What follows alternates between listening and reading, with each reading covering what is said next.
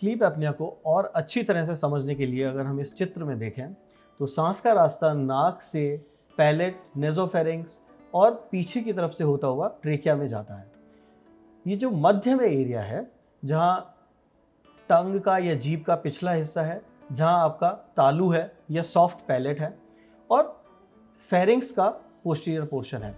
अब हम इसी चीज़ को नींद के दौरान समझने की कोशिश करते हैं।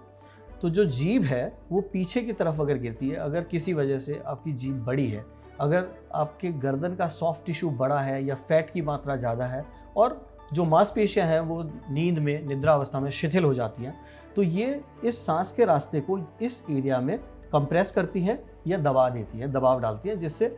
सांस का रास्ता नाक से ट्रेकिया तक होते हुए यहाँ कॉम्प्रोमाइज़ हो जाता है और खराटे आते हैं। साथ ही साथ खराटे जब बढ़ते हैं तो ये सांस का रास्ता रुक भी जाता है और यही स्लीप एपनिया है।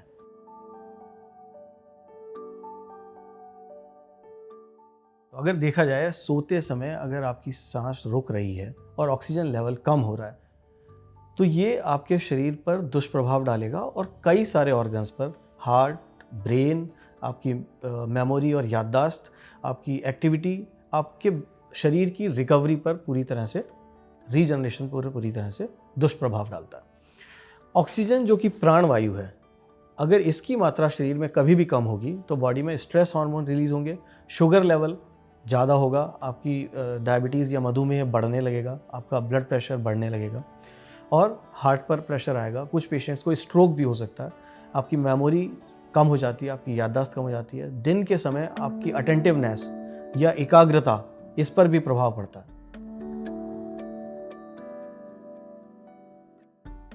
स्लीप के दौरान हमारी मसल्स शिथिल हो जाती हैं। अगर कोई इंसान ओबीज है, मोटा है, नेक मसल्स या नेक बहुत शॉर्ट है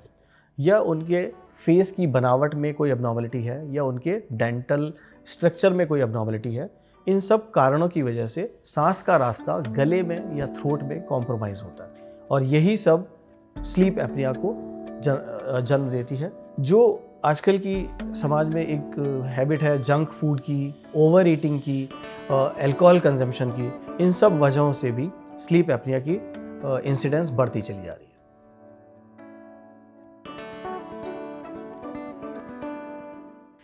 थकान की वजह से कभी कभार खराटे आना एक अलग बात है, बट जब खराटे इतने ज़्यादा हों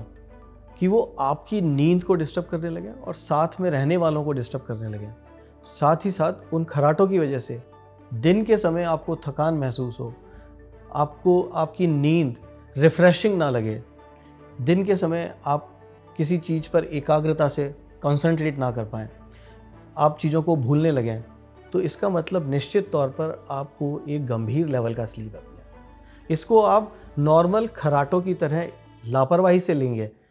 तो आपके जीवन पे खतरा हो सकता है, क्योंकि जब भी नींद में ऑक्सीजन स्लीप एपनिया की वजह से कम होने लगती है तो नींद में ही हार्ट अटैक हो सकता है, नींद में स्ट्रोक आ सकता है, आपको पैरालिसिस हो सकता है। अगर एक्सट्रीम सिचुएशन नहीं भी होती है तब भी ऑक्सीजन कम जाने की वजह से, स्लीप एपनिया के सीरियस होने की वजह से आपका ब्लड शुगर लेवल बढ़ सकता है, आपका ब्लड प्रेशर लेवल बढ़ सकता है, आपका वेट कॉन्टिन्यूसली कोशिश करने के बावजूद भी बढ़ता चला जाएगा, पैरों में, बॉडी में एक्स्ट्रा वाटर डिपॉजिट होने लगता है और स्वेलिंग आने लगती है।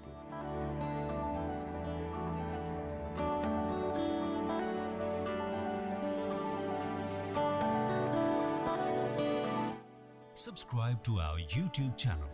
and press the bell icon to get the latest healthcare updates.